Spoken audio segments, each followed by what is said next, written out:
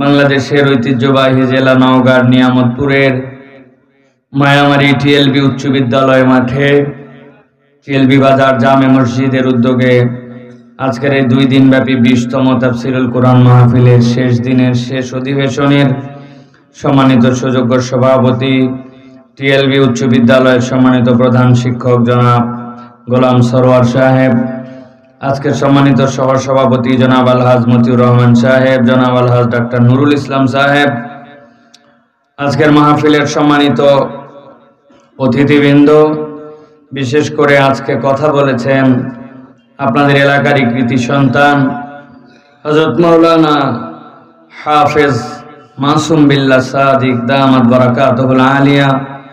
মঞ্চ উপবিষ্ট আছেন অত্র অঞ্চলের বিভিন্ন পর্যায়ের গণ্যমান্য ব্যক্তিবর্গ, সম্মানিত ইমাম খতিববৃন্দ, আমার সামনে উপবিষ্ট সম্মানিত মুরব্বিয়ানে কেরাম, আমার প্রিয় তরুণ যুবকেরা, স্নেহের ছোটরা, আলাদা প্যান্ডেল থেকে শুনছেন মা এবং বোনেরা, আমার সাথে সফর সঙ্গী হিসেবে রাজশাহী থেকে এসেছেন আমাদের 2 জন, আপনাদের এলাকার আরেক কৃতি সন্তান মাওলানা সোহেল রানা, আমার সামনে বিভিন্ন পর্যায়ের আসাতেজায়ে কেরাম, উলামায়ে হযরত, ফুজালায়ে জাম, খতিবদেরকে অনুরোধ করব সুযোগ থাকলে আপনারা স্টেজে চলে আসবেন।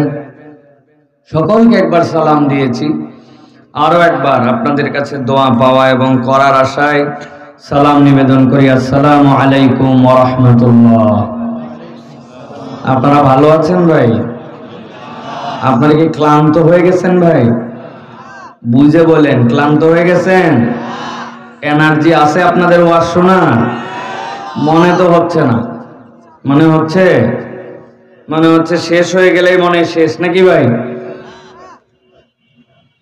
আমি আসলে আজকে যদি এই জায়গায় না আসতাম তাহলে আল্লাহ রাব্বুল আলামিন জানেন, তাহলে আমি খুব বেশি আল্লাহর কাছে দায়বদ্ধ হতাম না। কেননা শারীরিকভাবে আমি নিজে অসুস্থ হয়ে পড়েছি। তো অসুস্থতার জন্য শরীয়তের বিধানের মধ্যে রুখসত আছে, সেই হিসাবে আমি না আসলে কিছুই বলার ছিল না। কেননা গতকালকেও ছিলাম ফেনীর দিকে, আগামীকালকেও আবার নোয়াখালীতে।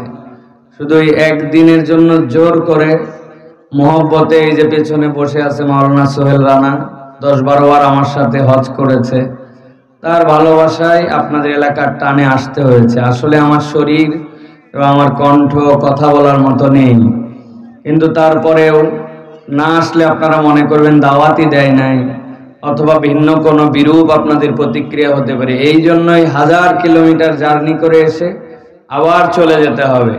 তো আমি এই জন্য আপনাদের কাছে এই সময়টুকু যেটা আল্লাহ আমাদেরকে দিলেন, এই সময়টুকু যেন আমরা মোবারক সময় ধারণ করে আমরা যেন কোরআন সুন্নাহ থেকে কিছু কথা যেন আমরা নিজেরা হৃদয়ে ধারণ করতে পারি, এই সময়টুকু যেন আমাদের নাজাতের ওসিলা হয়।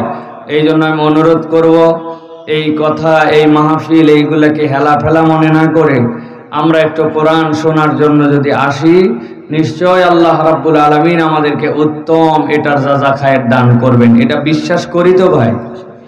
আমরা বিশ্বাস করি তো ভাই? আপনাদের এখানে কি সকলেই ভরপেট খাওয়া দাওয়া করে আসছেন? ভরপেট আছে আপনাদের, নাকি না খাওয়া আছে? কেউ না খাওয়া আছে ভাই? কেউ? প্রিয় ভাইয়েরা, এই যে রাত্রি বাজে 10:45, এই 10:45টার সময় কোরআনের মাহফিলে মানুষজন ভালোবাসা নিয়ে আসে।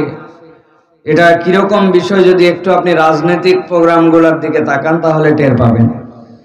রাজনৈতিক প্রোগ্রামের দিনের বেলায় যদি এই মাঠ ভরানোর জন্য চিন্তা করতে হয়, তাহলে রাজনৈতিক নেতৃবৃন্দকে বহুত তেল পানি খরচ করা লাগবে, ঠিক না ভাই? ছেলেদেরকে লুঙ্গি দেওয়া লাগে, গায়ের গেঞ্জি দেওয়া লাগে, মাথার ক্যাপ দেওয়া লাগে, পকেট মানি দেওয়া লাগে, বিরিয়ানির প্যাকেট দেওয়া লাগে, তারপরেও লোক খুঁজে পাওয়া যায় না, ঠিক না ভাই?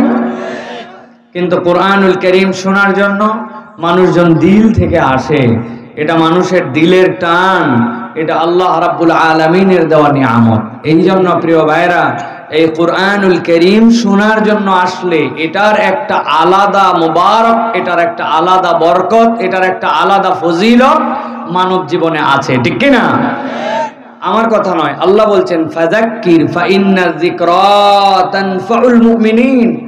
হে নবী, আপনি জিকির করেন, কোরআনের কথা জানান, আমি আল্লাহ গ্যারান্টার হলাম এই জিকিরের দ্বারা অবশ্যই অবশ্যই ঈমানদারদের উপকার হবে। সুবহানাল্লাহ বলেন। এখানে একটা উপকার আমরা জানি, এক অক্ষর বললে 10 সওয়াব হয়, তাই না ভাই? কিন্তু আল্লাহ এই জায়গাতে উপকারকে খাস করেন নাই। বান্দার জীবনে যত ধরনের সমস্যা, যত ধরনের অপ্রাপ্তি, যত ধরনের তাকাজা তার জীবনে আছে, আল্লাহ চাইলে কোরআন দ্বারা সব পূরণ করে দিতে পারেন। সুবহানাল্লাহ। প্রিয় ভাইরা, আমি 2টা পর্বে আপনাদের কাছে নির্ধারিত প্রসঙ্গে কথা বলবো। আমার পর্ব থাকবে 2টা, তবে খুব ঠান্ডা মাথায় প্রথম পর্বটা আগে মাথার মধ্যে ঢুকাই নিতে হবে। আমি একটু ভয় পাই, উত্তরবঙ্গে আমি কম আসি, নওগাঁতেও কম আসি, যদিও আমার জন্মস্থান নওগাঁ শহর, কিন্তু আমি নওগাঁয় কম আসি, কারণ এদিককার লোক কি ওয়াজ শুনতে পছন্দ করে আমি এখন এটা শিখতে পারি নাই। তার একটু বয়স হলে তারপরে এদিকে আসা যাবে চিন্তা করছি, কারণ এদিককার লোক যে কি ওয়াজ পছন্দ করে এটা এখনো বুঝলাম না আমি। এই জন্য প্রিয় ভাইয়েরা, আমি 2 পর্বে আপনাদের কাছে কথা বলবো। ঠান্ডা মাথায় পর্বগুলো আগে বুঝে নিতে হবে, তাহলে মূল কথার মধ্যে প্রবেশ করলে এই জিনিসগুলি আপনাদের ভেতরে কাজ করবে। প্রিয় ভাইয়েরা, নবী করিম সাল্লাল্লাহু আলাইহি ওয়াসাল্লাম যেই সময়ে নবুয়তের ঘোষণা নিয়ে আসলেন, ওই পিরিয়ডটাকে, ওই সময়টাকে বলা হতো আইয়ামে জাহেলিয়াত। কি বলা হতো? সবার মধ্যে উচ্চারণ করে বলতে হবে, কেবল মুরব্বীরা ছাড়া। মুরব্বীরা আমার শ্রোতাও না, মুরব্বীদের ওয়াজ না শুনলে কোনো সমস্যাও নেই। যারা কেবল ইয়াং আছেন, তরুণ আছেন, তারা বলবেন। মুরব্বীরা বললে ভালো, না বললে আরো ভালো। এই জন্য যারা ইয়াং আছেন তারা শুধু বলবেন। ওই সময়কে কি বলা হতো? আইয়াম মানে হচ্ছে যুগ, দিন সমূহের জমা আইয়াম। ওই আইয়ামে জাহেলিয়াত মানে অন্ধকার যুগ, বর্বরতার যুগ, অজ্ঞতার যুগ। আইয়ামে জাহেলিয়াত মানে অন্ধকার যুগ, জানেন তো আপনারা। এখন অন্ধকার যুগ কেন বলা হতো? কেননা ওই সময়ে দিনের বেলা সূর্যের আলো উঠতো, আর দিনের আলো চলে গেলে রাত্রেবেলা কোনো দিয়াবাতি নাই, বাতি নাই, কিচ্ছু নাই, পুরা রাত ঘুটঘুটে কালো অন্ধকার। এই জন্য ওই সময়কে বলা হতো আইয়ামে জাহেলিয়াত। তাই না, ওই সময়কে আইয়ামে জাহেলিয়াত বলা হতো কেন?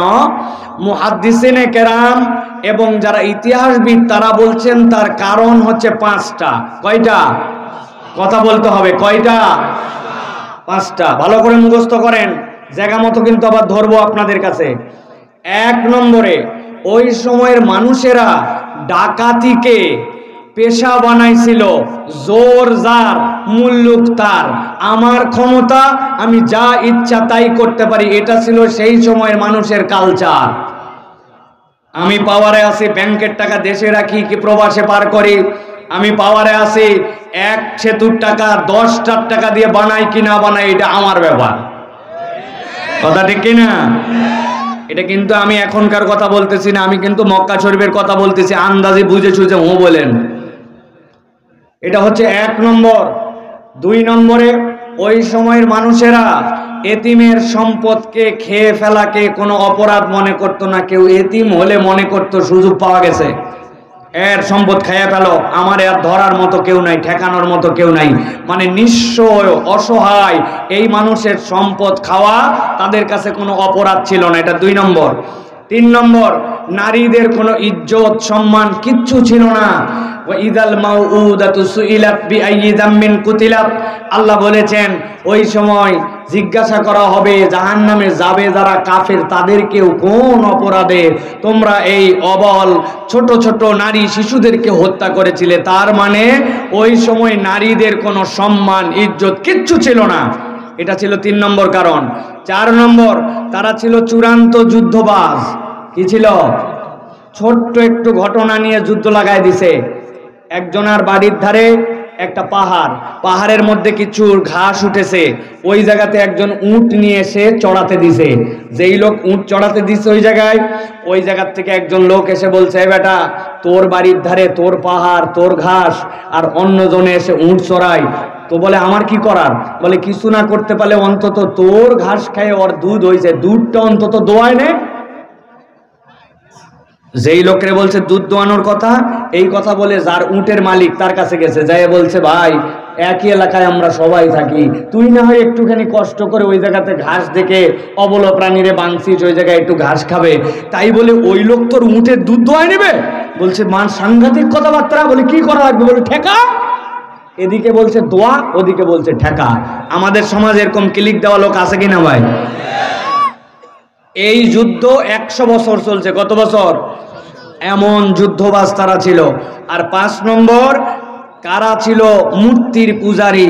মূর্তির মিউজিয়াম ছিল খানায় কাবা।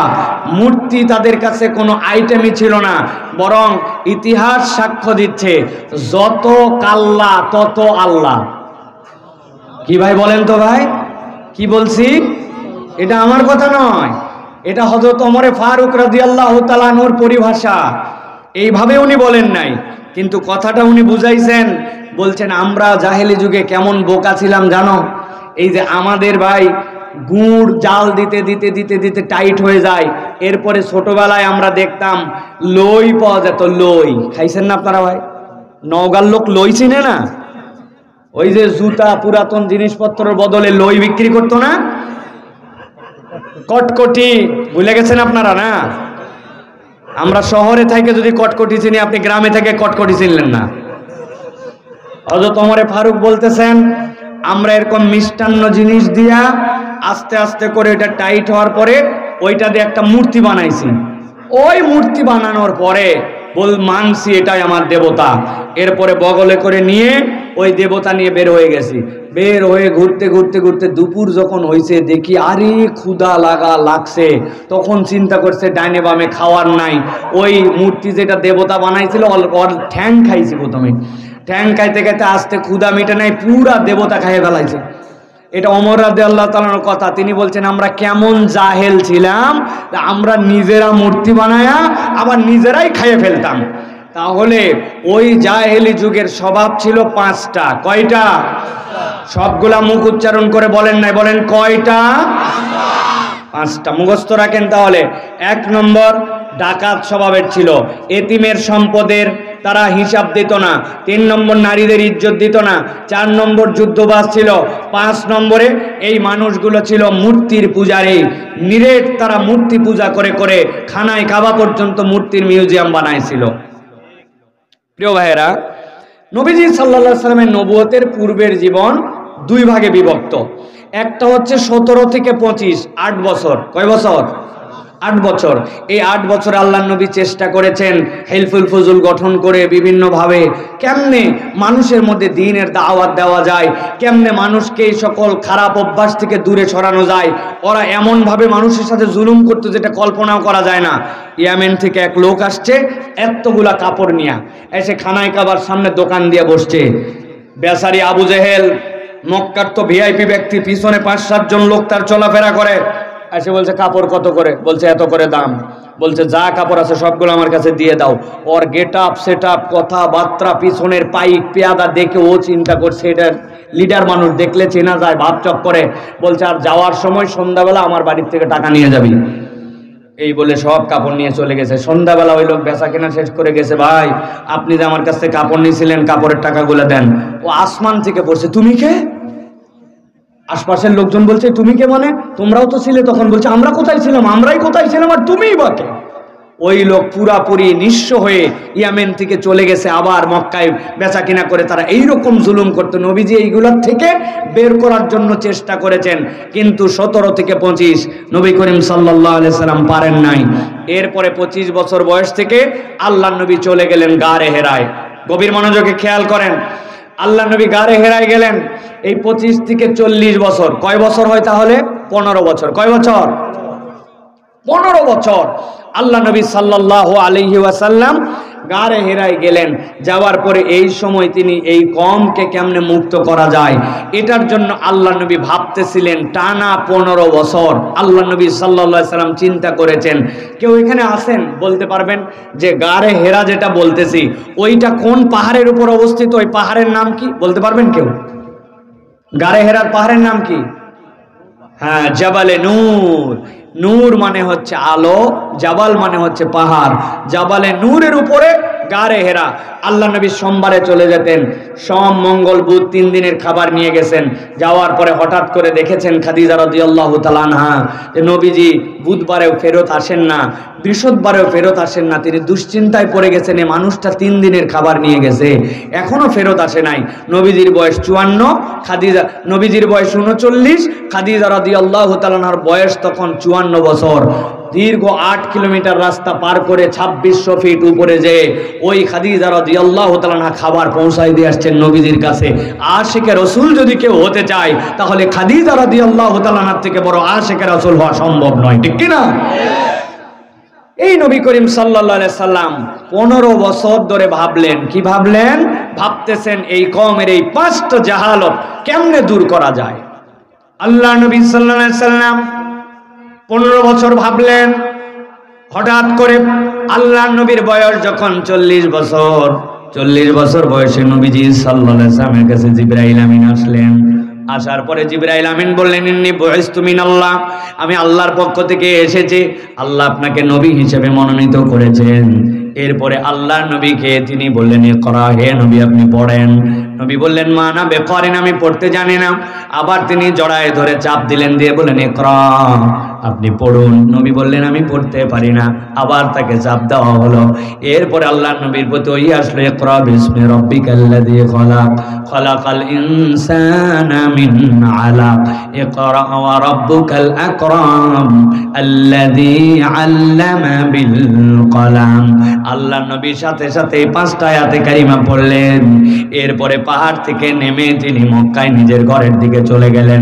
এখানে যতগুলা মানুষ আছেন আমি আপনাদের কাছে জানতে চাই, এই যে ঘটনাটুকু বললাম আল্লাহ নবীর প্রতি প্রথম ওহী আসার বিষয়ে, এই বিষয়ে জীবনেও কখনো এর আগে আলোচনা শোনেন নাই, এটাই জীবনের প্রথম। এখানে এরকম কেউ আছেন ভাই? সবাই আমরা শুনেছি, কিন্তু একটা বার আমরা ভেবে দেখি নাই। আল্লাহ নবী 15 বছর ধরে তার হায়াতে জাহেলি যুগের 5টা কারণ নিয়ে আল্লাহ নবী ভাবলেন, কিন্তু নবীজির প্রতি ওহী আসলো আল্লাহর পক্ষ থেকে, ইকরা বিসমি রাব্বিকাল্লাযী খলাক। নবী ভাবলেন কেমনে এদের যুদ্ধ বন্ধ করা যায়, কেমনে এদেরকে ওই মারামারির থেকে বাঁচানো যায়, কেমনে এই মানুষগুলাকে তারা মূর্তির পূজার থেকে দূর করা যায়, এতিমের সম্মান ফেরত দেওয়া যায়, নারীদের ইজ্জত নাই, ইজ্জত কেমনে দেওয়া যায়। আল্লাহ রাব্বুল আমিন একটা ওরকম রিলেটেড ওহী দিলেন না। আল্লাহ বলেন, ইকরা বিসমি রাব্বিকাল্লাযী খলাক। ভেবে দেখেন একবার, মনে হচ্ছে কেন সামঞ্জস্য নাই? বলা হতো যুদ্ধ বন্ধ করো, বলা হতো যাও, যাওয়ার পরে মূর্তি পূজার বিপক্ষে অবস্থান নাও, যাও, যাওয়ার পরে তুমি এতিমের সম্পদ এই প্রক্রিয়ায় ফেরত দেওয়ার ব্যবস্থা করো। একটা ওহী আসলো না, ওহী আসলো ইকরা বিসমি রাব্বিকাল্লাযী খলাক। দুনিয়ার সব মুফাসসির একমত হয়েছেন আল্লাহ নবীর পরে কোনো নবী আসবে না, কিয়ামত পর্যন্ত যুগগুলা চলমান থাকবে। কালে কালে ঢেউয়ের মতো করে জাহেলিয়াত আসবে আবার যাবে, তবে সকল কালের জাহেলিয়াত যদি কেউ দূর করতে চায় আল্লাহ এই জায়গার মধ্যে সেইটা ঢুকাই দিয়ে রাখছেন। যেই জাতি আল্লাহকে চিনে, তার রবকে চিনে, তার শিক্ষা কার্যক্রমকে চালু রাখবে, আল্লাহ রাব্বুল আমিনের পরিচয় যেই জাতি জানবে, ওই জাতির যত ধরনের অজ্ঞতা, যত ধরনের তাদের অন্যায়, যত ধরনের অবিচার, যত ধরনের জাহালত আল্লাহ কিয়ামত পর্যন্ত এই প্রক্রিয়ায় দূর করে দিবেন। আর যদি তুমি রবকে না চিনে দুনিয়াকে ফাটায় ফেলার চিন্তা করো, কিয়ামত পর্যন্ত তোমার ভাগ্যাকাশের পরিবর্তন হবে না, ঠিক না? আপনি ঠিক বললেও ঠিক, না বললেও ঠিক। বাংলাদেশের হিসাব আপনি মিলাই দেখেন, এই দেশের রাস্তার টাকা যারা খেয়ে ফেললো, এই দেশের ব্যাংক যারা লুট করলো, এই দেশের দুর্নীতি যারা করলো, একটা সেতুর টাকা যেখানে 50টা সেতুর টাকা ব্যবহার করে খরচ করলো, চিৎকার করে বলেন তো এই লোকগুলা কি অশিক্ষিত না শিক্ষিত? কথা বললেন না যে এরা কি অশিক্ষিত না শিক্ষিত? এত শিক্ষা দীক্ষা দিয়ে কাজ দিল না কেন? কাজ না দেওয়ার একমাত্র কারণ ওই মানুষগুলার মধ্যে রবের পরিচয় আর আল্লাহ রাব্বুল আলামিনের নিদর্শনের কোনো ছাপ নাই। ওই মানুষগুলা প্রকৃতার্থে রব্বুল আলামিনকে চিনতে পারে না, ঠিক কি না? আপনি হিসাব মিলান, দেশে কত আপডেট হলো, কত আধুনিক হলো, দেশের মধ্যে সিসি ক্যামেরা লাগলো, লাগে নাই ভাই? কিন্তু দুর্নীতি কি কমছে না বাড়ছে? কি দুর্নীতি চললো আপনি হিসাব করে মিলাতে পারবেন না। আমি আমার পাসপোর্ট ঠিক করার জন্য গেছি, যাওয়ার সময় একজন বলছে আপনি যাওয়ার সময় কিন্তু প্রস্তুতি নিয়ে যায়েন।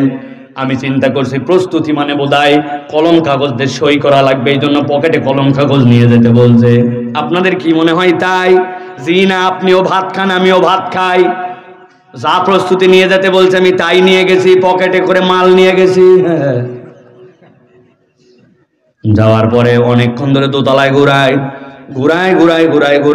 কি রে আমার কাজ করে না কেন? আমি তো প্রস্তুতি নিয়ে আসি, প্রস্তুতি নিয়ে তাড়াতাড়ি কাজ কর। 6 মাসের নিচে যদি আপনার পাসপোর্টের মেয়াদ কমে যায় তাহলে কোনো দেশ আপনাকে ভিসা দেয় না। এই জন্য আমি তাড়াতাড়ি করে বলতেছি ভাই কাজ করো, কিন্তু কোনো কাজ করে না। অনেকক্ষণ পরে বলছে নিচতলায় চলেন।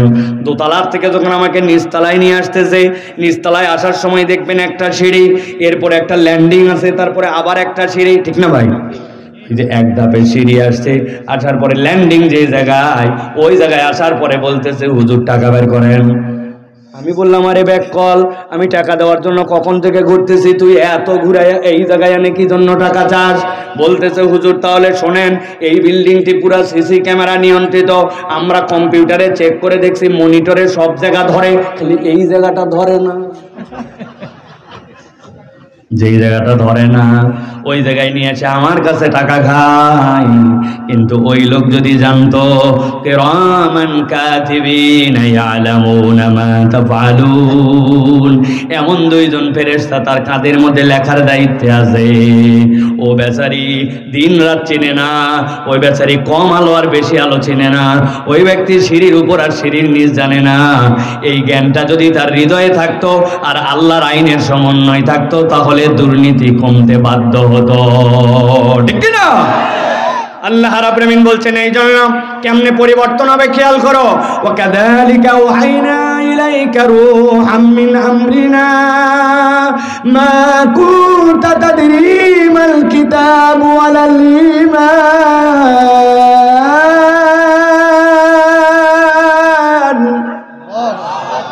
আল্লাহ বলছেন ও আমার হাবিব, আপনাকে আমি এমন একজন বিশ্বস্ত ফেরেশতার মাধ্যম দিয়ে আমার পক্ষ থেকে ওহী দিলাম। আমি আল্লাহ আপনাকে বললাম আপনি কিতাবের জ্ঞান জানতেন না, আপনি ঈমানের পরিপূর্ণ ধারণা জানতেন না, কিন্তু আল্লাহ অদ্ভুত করে বলতেছেন আপনাকে যে কিতাব দেওয়া হলো, আপনাকে যে ঈমান দেওয়া হলো, মূলত এটা কিতাব আর ঈমান হিসাবে দেখলেও আমি আল্লাহ বললাম ওয়ালাকিন জাআলনাহু নূরা, আমি আল্লাহ আপনাকে একটা আলো দান করেছি। সুবহানাল্লাহ। আমি আপনাদের কাছে জিজ্ঞাসা করতে চাই, আপনাদের এলাকায় বিদ্যুৎ মাঝে মাঝে সন্ধ্যার পরে ডিস্টার্ব করে কিনা ভাই? একটু কথা বলেন। করে লোডশেডিং হয়। আল্লাহ বলছেন ওয়ালাকিন জাআলনাহু নূরা, আমি এই কিতাবকে আপনার জন্য আলো দান করেছি।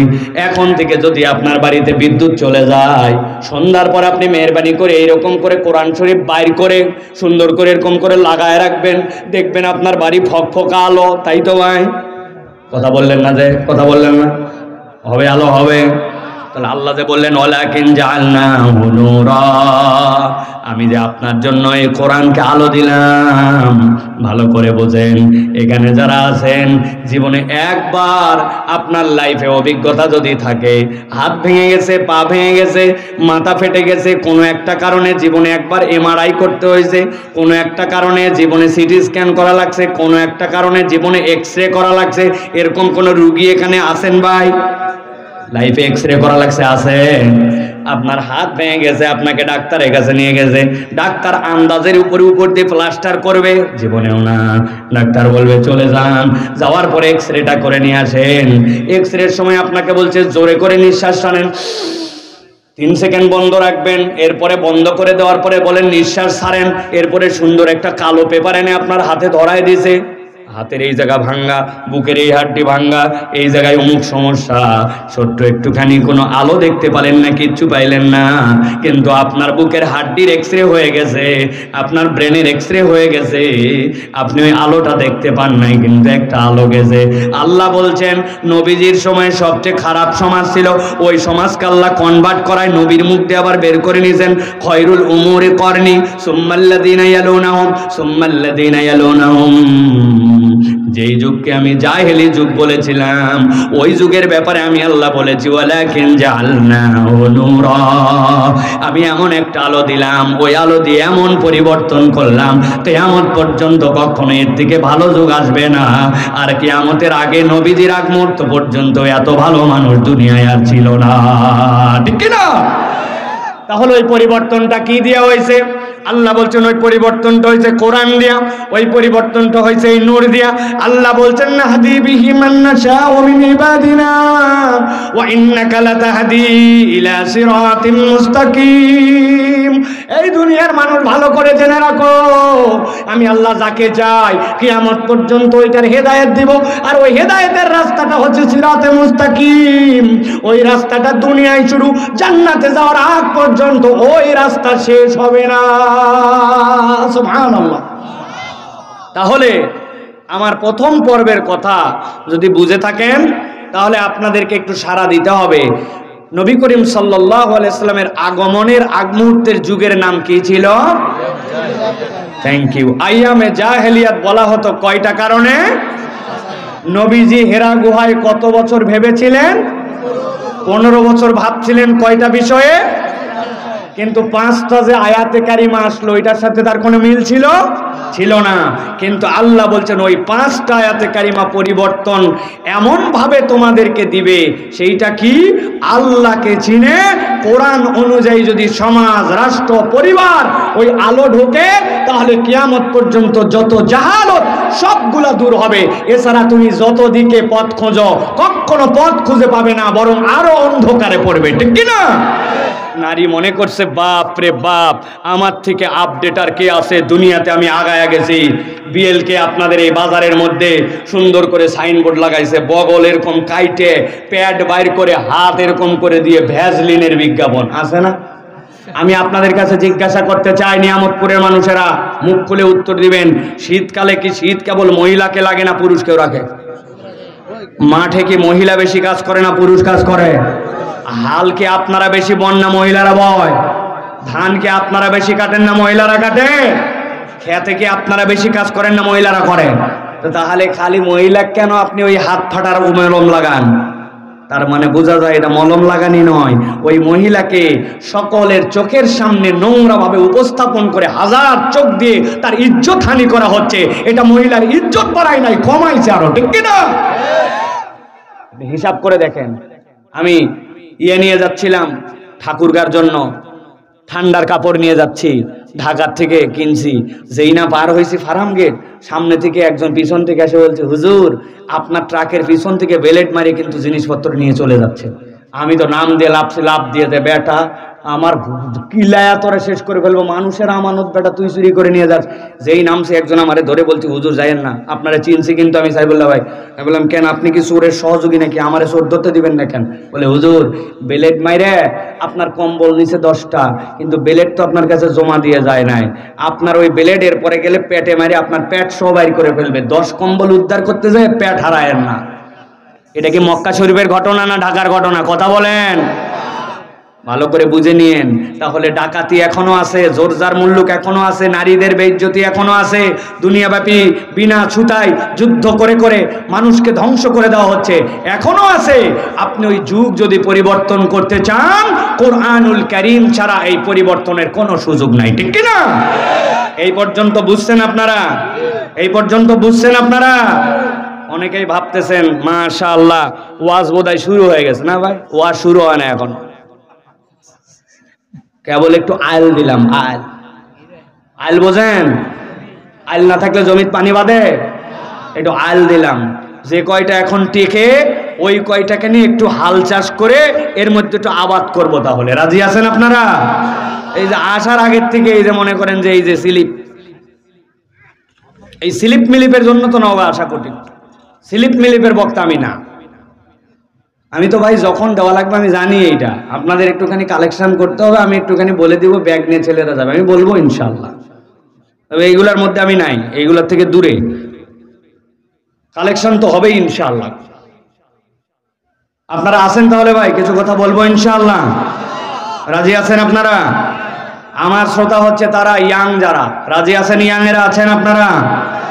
আমরা কিছু কথা শুনতে চাই প্রিয় ভাইরা। বেশিরভাগ সময় আমরা এখন আমাদের যে কথাগুলি শুনি এগুলোর কোনো আল নাই। আসলাম, এক পাথারা শুরু করলাম, এক পাথারা শেষ করলাম। আমি কি শুনলাম আর কি শুনলাম না, অল্প শোনেন, শুধু মাইকালা শুনুক, ইউটিউবাররা শুনুক, কিন্তু একটা সাবজেক্ট বুঝে বাড়িতে যাব, এইটা অন্তত মাথায় গেঁথে নিয়ে যাব। আমি মনে করি এরকম করে আমি কিছু কথা বলতে চাই, যদি আপনারা শুনতে চান। রাজি আছেন আপনারা? কারা কারা রাজি আছেন থেকে 2 হাত উঁচু করেন। হাত নামান, হাত নামান। হয় না?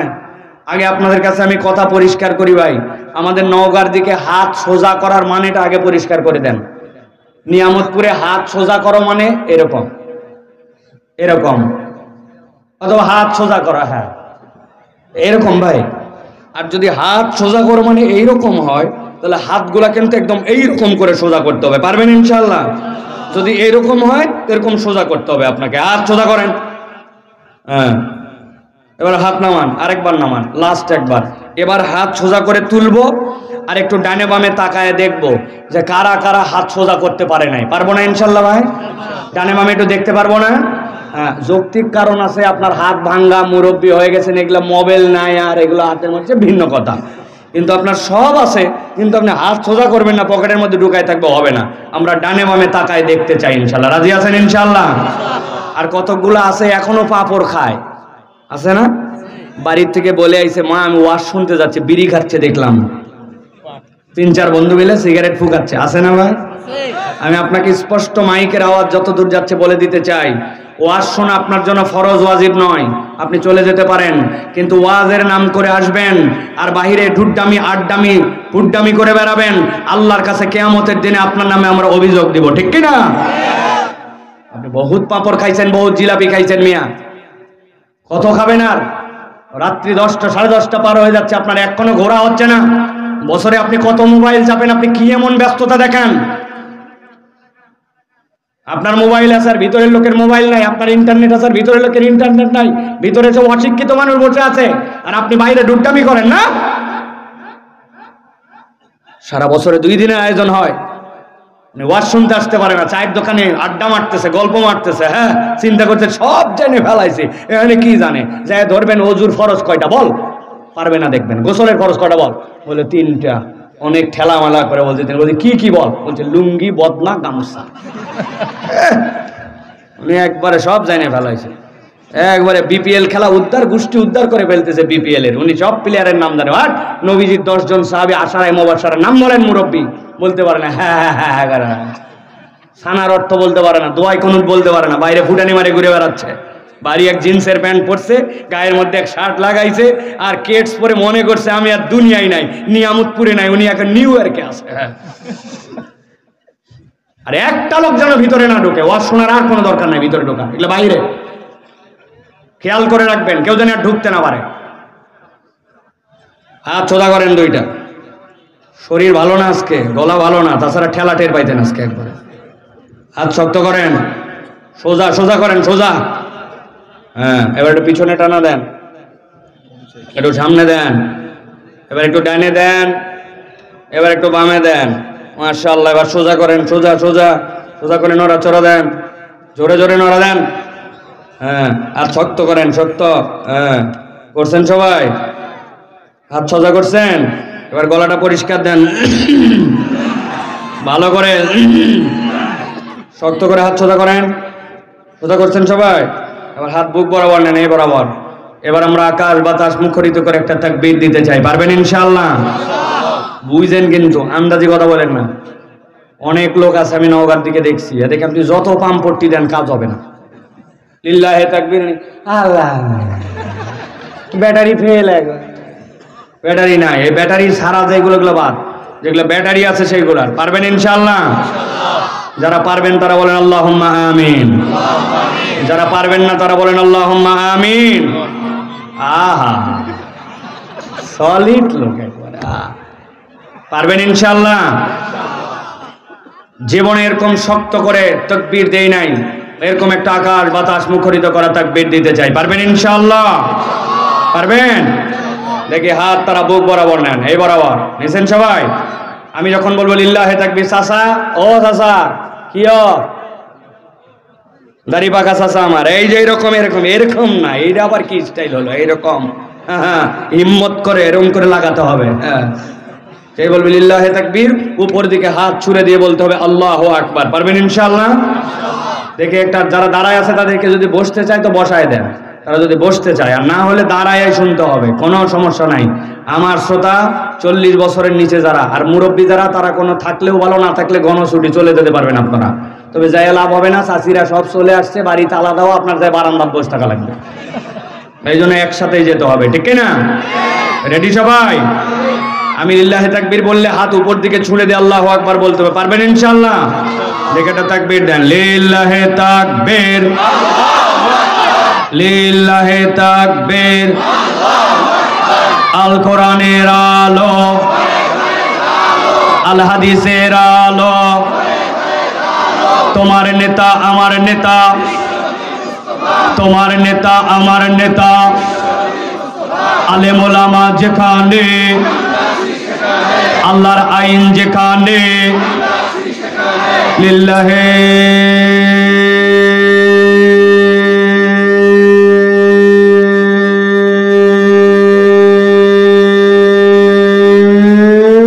তাকবীর। আলহামদুলিল্লাহ। শয়তান আছে? আর শয়তান আল্লাহু আকবারের ধ্বনি পছন্দ করে না, এই জন্য এই দেশেও অনেক দল পার্টি আল্লাহু আকবার পছন্দ করে না। যারা আল্লাহু আকবারের ধ্বনি আল্লাহু আকবার পছন্দ করে না, এরা শয়তানের খালাতো মামাতো ভাই, তাদের সাথে আমাদের সম্পর্ক নাই, ঠিক কি না? আগামীর বাংলাদেশ আলেম ওলামার বাংলাদেশ, ইসলামের বাংলাদেশ, আল্লাহর আইনের বাংলাদেশ, সৎ লোকের বাংলাদেশ, যুবকদের বাংলাদেশ, তরুণদের বাংলাদেশ।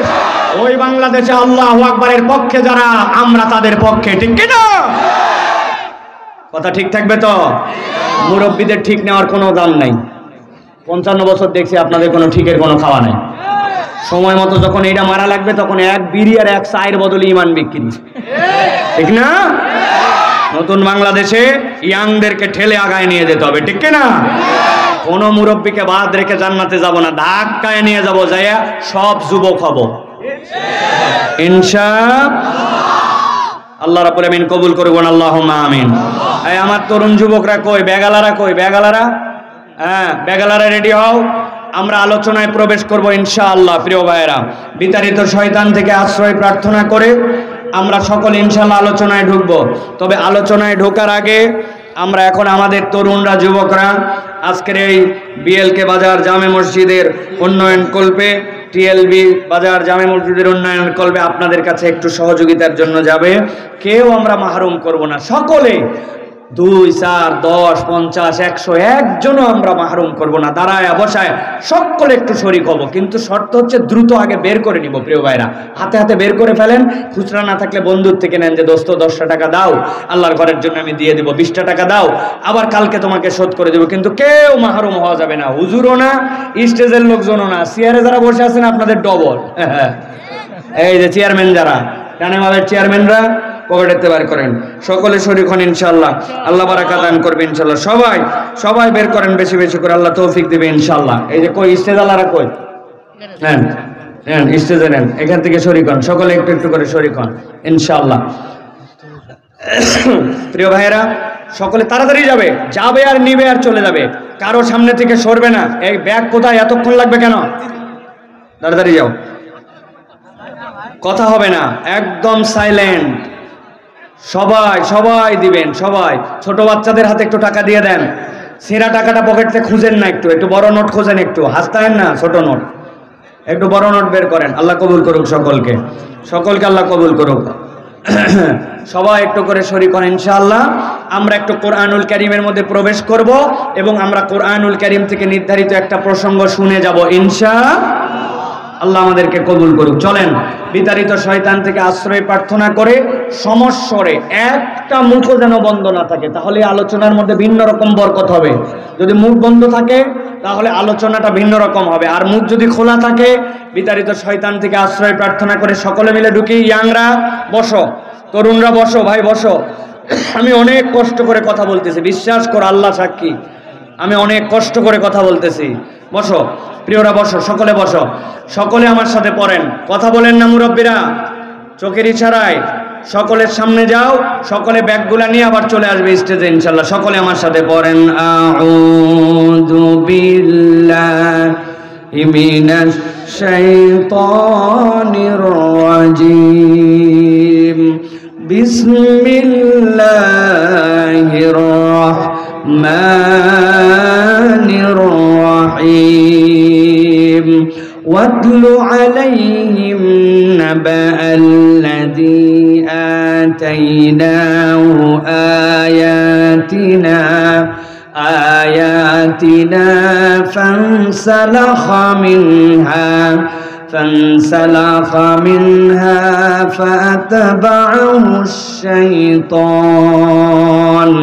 فأتبعه الشيطان فكان من الغاوين।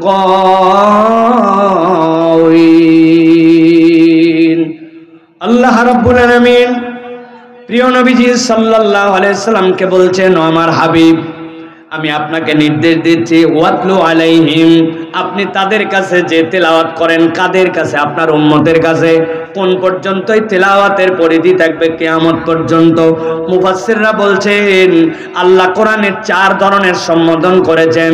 আল্লাহ বলেছেন ইয়া আইয়ুহান নাস, ইয়া আইয়ুহাল ইনসান, ইয়া আইয়ুহাল মুমিন, অথবা নবীকে বলেছেন কুল ইয়া আইয়ুহান নবী।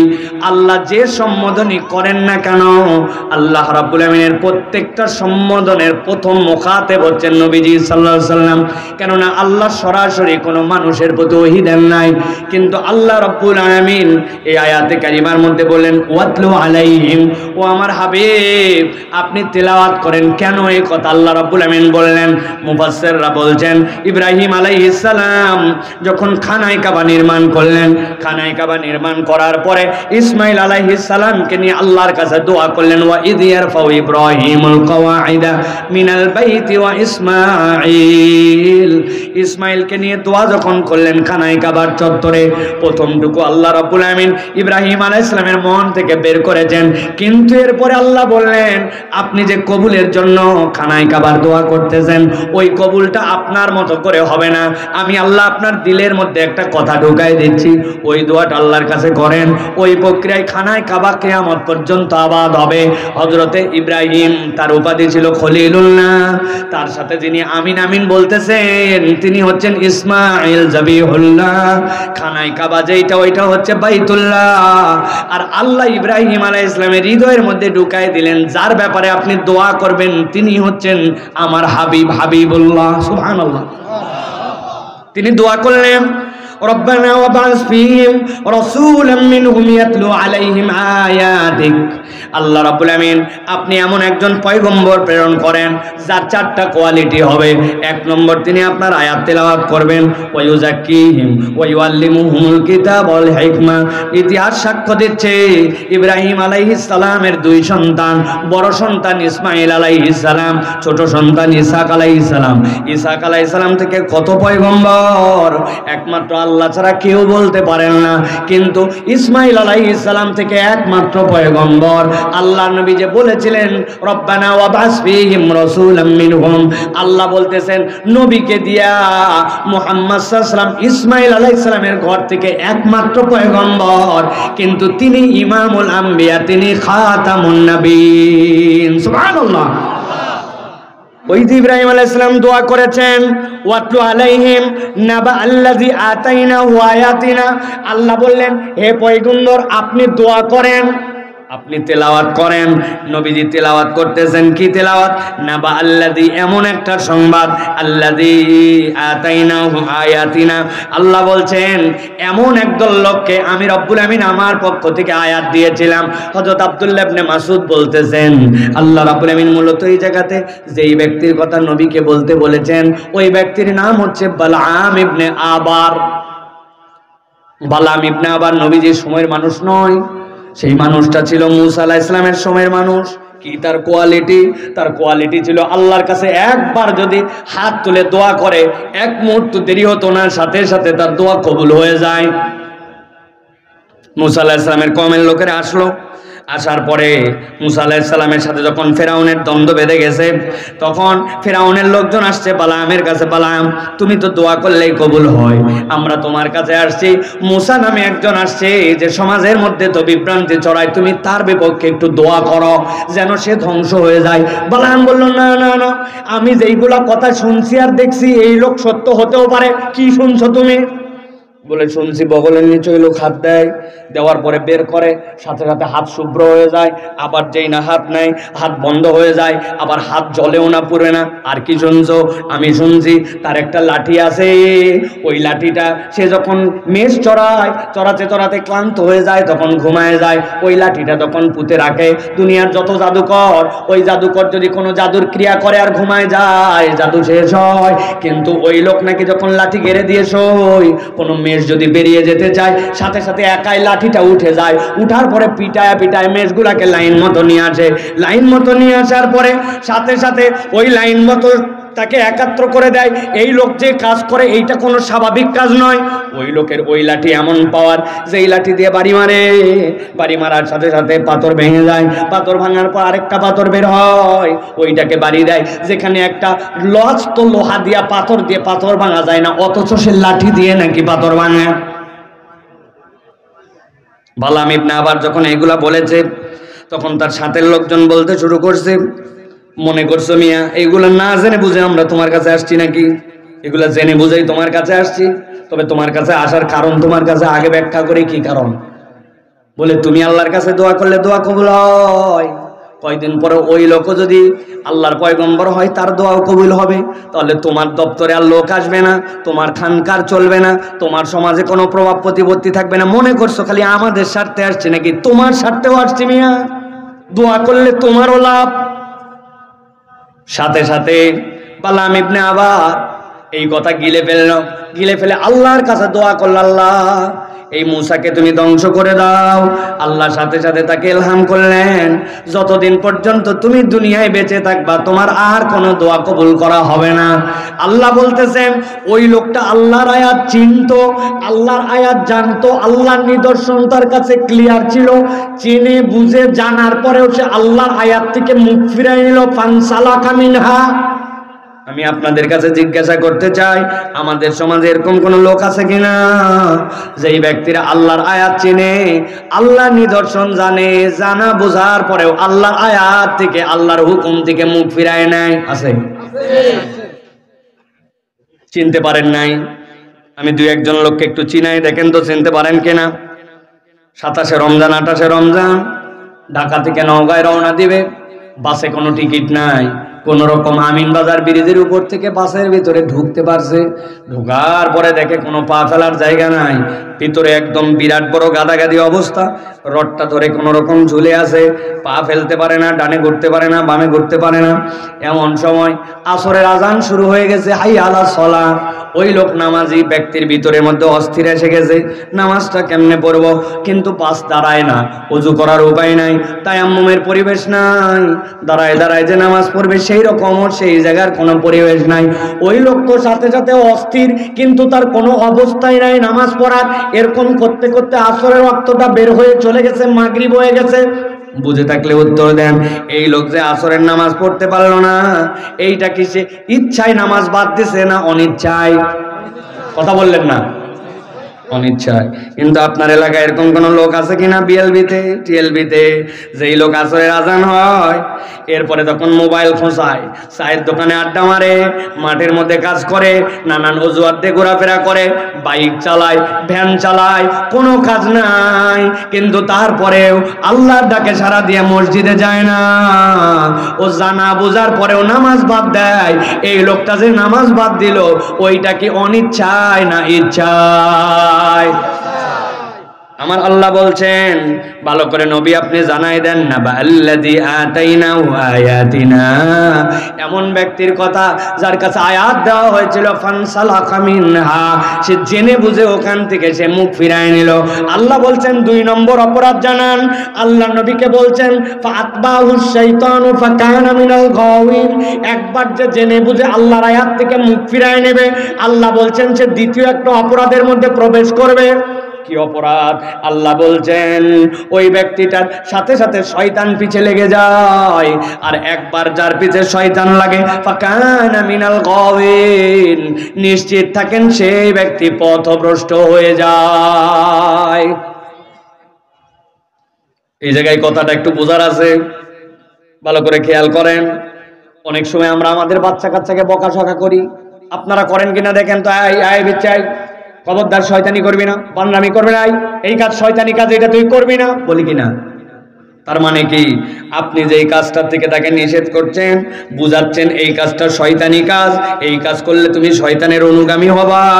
কিন্তু আল্লাহ বলছেন এই জায়গায় ভিন্ন কথা, যে একবার জেনে বুঝে আল্লাহর আয়াত থেকে মুখ ফিরায় নেয়, আল্লাহর হুকুম থেকে নিজেকে সরায় নেয়, আল্লাহ বলছেন ফাতবাহুশ শাইতান, শয়তান তখন তার অনুসরণ করে, সে শয়তানের অনুগামী হয় না।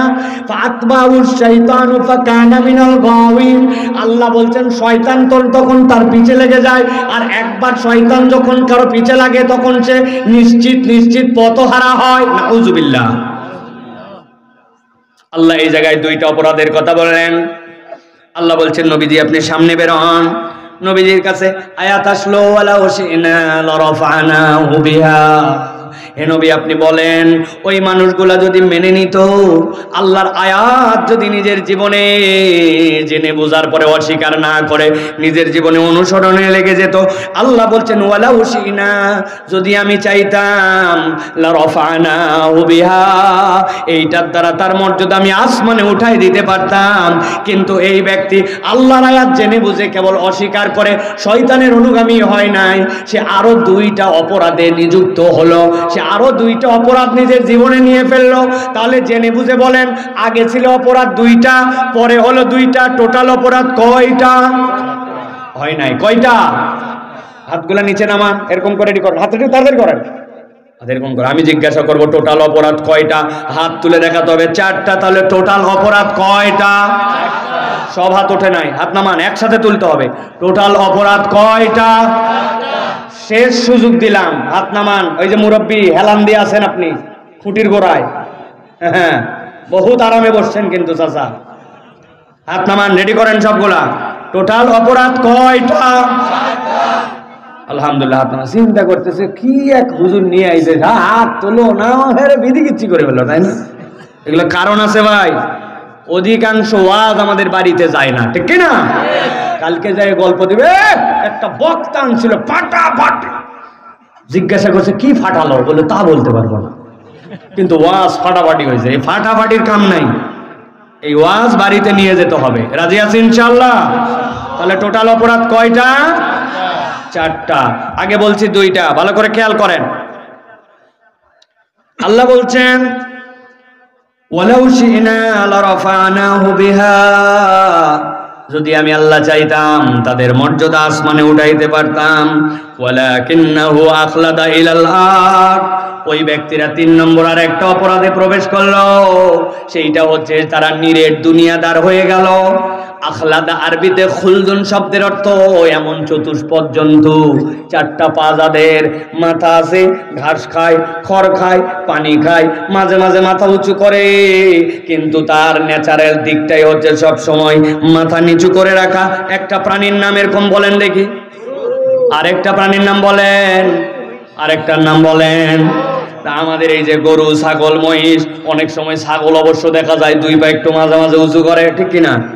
কিন্তু এটা তার নেচার নয়, আবার নামায় ফেলে। আল্লাহ বলতেছেন ওয়ালাকিন্নাহু আখলাদা ইলাল আরদ, আমি মানুষকে মাথা উঁচুকারী সৃষ্টি হিসাবে করেছিলাম। একমাত্র মানুষই সেই প্রাণী যেই প্রাণী মাথা উঁচু করতে পারে। আল্লাহ 3 ধরনের প্রাণী সৃষ্টি করেছেন। মুগিব্বান আলা ওয়াজহি, একদল সরীসৃপ সব সময় সিজদায়, আরেক দল রুকুতে, আর মানুষ কেবল মাথা উঁচু করতে পারে। কিন্তু এই মানুষ মাথা উঁচু করলেও পৃথিবীতে সকল প্রাণীকে সে একমাত্র ধারণ করতে পারে। আল্লাহকে প্রকৃতার্থে সব হালতে আল্লাহ রাব্বুল আমিনের বরত্বের ঘোষণা দিতে পারে।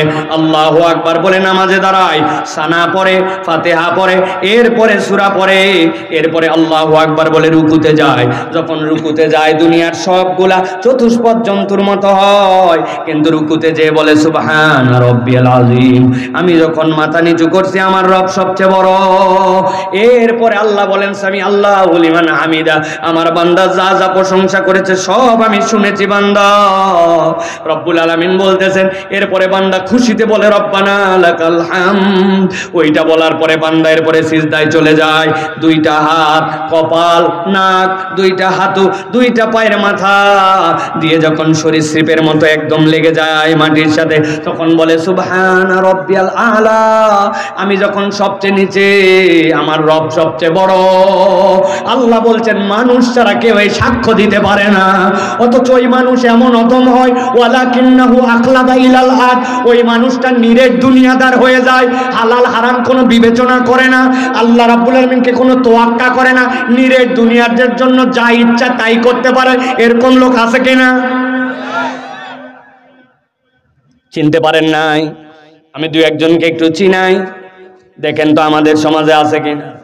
আপনি ঈদের মধ্যে বাজার করতে গেছেন, অথবা নওগাঁ শহরে গেছেন, রাজশাহীতে গেছেন, যাওয়ার পরে দোকানে কেনাকাটা করবেন, আপনাকে দেখে সাথে সাথে বলছে আপনার মতো চেনা লোক বলে কেনা দামে দিলেন। আছে না ভাই? বাপ দাদার জন্মে আপনাকে দেখেনি বানাইছে চেনা লোক, কেনা দামে দিলাম বলে আপনার থেকে 500 টাকা কাল্লা কাটছে। আছে কিনা? দুপুর 12টার সময় গেছেন, বলছে তুই আমার বৌনির কাস্টমার। আরে বদমাইশ, এর আগে সকাল থেকে 100 জনের কাছে বেচা আছে, ঠিক কিনা? মাল হালাল, সব হালাল, দোকান হালাল, কামাই হালাল, কিন্তু নিরেট দুনিয়াদার হয়ে যাওয়ার কারণে দুনিয়া দুনিয়া দুনিয়া তার মাথায় ঢোকার কারণে কোনো হালাল হারাম বিবেচনা করে নাই। এরকম ব্যবসায়ী আছে কিনা? ব্যবসায়ীর কথা বললাম, অনেকে চিন্তা করছে যে আমি তো নাই এর মধ্যে, কিন্তু নওগাঁতে অনেক মুরব্বী আছে, এত বড় দাড়িওয়ালা, হাতের মধ্যে সকালবেলা কোদাল নেয়, নিয়ে মাঠের দিকে রওনা হয়েছে। লোকজন বলছে চাচা এত সকালবেলা আপনি মাঠের দিকে যাচ্ছেন? বলছে বাবা রোদ উঠলে আর কাজ করতে পারি না, এই জন্য একটু মাঠে যাচ্ছে কোপানোর জন্য। আসলে কোপাতে যাচ্ছে ভিন্ন, উনার সাথে যার জমি লাগানো ওই পারের জমিওয়ালা এখনো আল কাটে পারে নাই, উনি আগে ভাগে আল কাটার নাম করে 4 আঙ্গুল একটু জমি ঠেলতে চায়।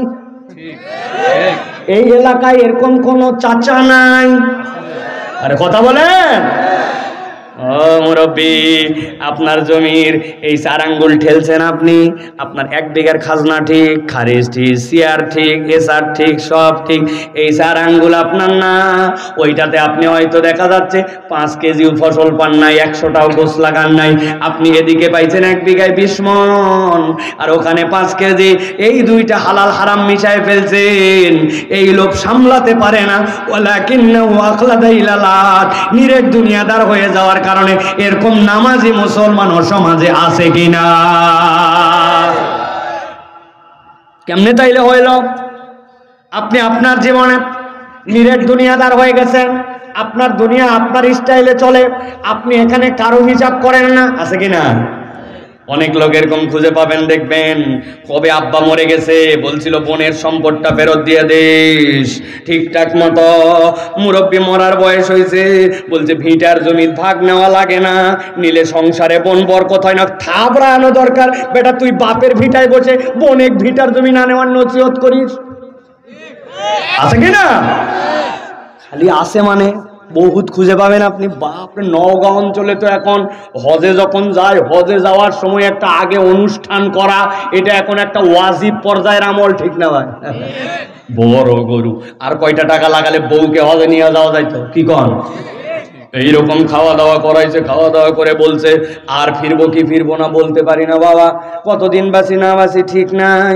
বলে টলে মেয়েদেরকে নিয়ে আসছে বাড়িতে, নিয়ে বলছে মা তোদের বিয়ের জন্য অনেক খরচপাতি গেছে, অনেক কিছু গেছে, আসার সময় তোর জন্য সোনা নিয়ে আসবো, নাতির জন্য আংটি নিয়ে আসবো, মালা নিয়ে আসবো, নিয়ে আসবো। মা শোন, 20 বিঘা জমি, 2 মেয়ে 2 ছেলে, 2 মেয়েকে কৌশলে কৌশলে 1.5 বিঘা 1.5 বিঘা 3 বিঘা দিয়া, মেয়েদেরকে বুঝ দিয়া, বাকি সব ছেলেদেরকে লিখে দিয়া মক্কাতুল মুকাররমায় হাজী সাহেব রওনা হয়ে গেছে।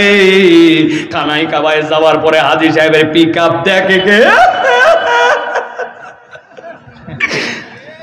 হাজির কান্নার ঠেলায় লোকজন বলছে বাপরে বাপ, সব হাজি কান্দে, কিন্তু এই হাজি এত কান্দে আর দোয়ায় শরিক হয়। দোয়ায় শরিক হয়ে দেখে হাজি বলতেছে আল্লাহ আচ্ছার আগ দিয়ে একটু ভুল করে ফেলছি, একটু ভুল আল্লাহ, ছেলে আর মেয়ের মধ্যে আল্লাহ সম্পদ যেটা দেওয়ার কথা ছিল একটু এলোমেলো হয়ে গেছে, খানায় কাবা দেখলে আল্লাহ সব গুনাহ মাফ হয়, মেহেরবানি করে তুই আমার গুনাহ মাফ করে দে। বুঝে থাকলে বলেন কাজ হবে। ওই হাজী সাহেব কান্দে কান্দে যদি খানায় কাবার চত্বরে বন্যা এনে ফেলে, কিন্তু বান্দার হক নষ্ট করলে রব্বুল আলামিন ওই বান্দাকে মাফ করবে না, ঠিক কি না? রাস্তার খোয়া খেয়ে ফেললেন, রাস্তার পিচ খেয়ে ফেললেন, এলাকার রড খেয়ে ফেললেন, ব্রিজ খেয়ে ফেললেন, দেশ খেয়ে ফেললেন, আর ফুস করে দেশ থেকে বাইর হয়ে চলে গেলেন, মনে করলাম বেঁচে গেলাম। বাঁচা এত সোজা না, কেবল ধরা শুরু। কেমনি আপনি এত সোজাই মনে করলেন বাঁচা? বহুত ঠেলা আছে। আপনাদের এলাকায় ফুটবল খেলা হয়? কথা বলেন। ফুটবল খেলার মাঠ এই যে মধ্যে মাঠ, এইখানে গোল, এইখান থেকে খেলা শুরু হয়, বার থাকে এই জায়গায়, বলদ প্লেয়ার না হলে ডাইরেক্ট কেউ মারে না, এখান থেকে টোকাতে টোকাতে টোকাতে ডিয়ের মধ্যে আনে, তার মধ্যে শুট করে টার্গেট করে গোল দেওয়া লাগে। কেবল তো তুমি বাড়াইছো দেশ থেকে, এখনো তো শট আসলটা হয় নাই, ডাইরেক্ট শট হবে জাহান্নাম যদি তওবা না করো, ঠিক কি না? মায়ের দেখছো কি? এরা ভালো করে বোঝেন তাহলে। ওয়ালাকিন্নাহু আখলাদা ইলাল্লাহ, অনেকের কলিজার ভিতর কিন্তু জ্বলতেছে, আছে না? আমরা চিনি, আমরা মলম এখন পর্যন্ত জায়গা মতো দিচ্ছি না, জায়গা মতো মলম দেওয়া হবে ইনশাল্লাহ। বলেন মলম দেওয়া বোঝেন নাই না? ওই এক লোক হঠাৎ করে অ্যাক্সিডেন্ট করে ডাক্তারের কাছে গেছে, যায় বলছে দেখেন ডাক্তার আমার পা ফুলে বোম হয়ে গেছে, বলতেছে ওষুধ তো খাবেন আর যেখানে ব্যথা পাইছেন এই মলম লাগাবেন। ওই লোক মলম নিয়ে এসে 3 দিন লাগায় ডাক্তারের কাছে গেছে, ডাক্তারের কাছে যায় দেখে পা একটুখানি ফুলে উঠছে, বলছে মলম লাগান নাই? লাগাইনি মানে? হাইরে কষ্ট করে লাগাইছি, প্রতিদিন সকালবেলা ভ্যান ভাড়া করে যাই মলম লাগাই আসছি। বলছে তার মানে? বলতেছে আমি তো আম গাছের থেকে পড়ে গেছিলাম, পরে শিকড়ে লাগছিল, আপনি বলছিলেন যে যে জায়গায় লাগছে ওই জায়গায় মলম লাগাতে, তা আমি এক এক দিন এক এক পাইল মলম আমের শিকড়ে লাগাইছি। আমের শিকড়ে মলম লাগালে কি কাজ হবে ভাই? মলম এখনো আমরা লাগাইনি, এখনো শিকড় পর্যন্ত দেওয়া হচ্ছে। দিন আসলে টের পাবে। মিথ্যা মামলায় যত আলেমকে ফাঁসানো হয়েছে, ফাঁসি দেওয়া হয়েছে, অত্যাচার করা হয়েছে, নিপীড়ন করা হয়েছে, প্রত্যেকটার হিসাব বরাবর করা হবে। এত সহজ না।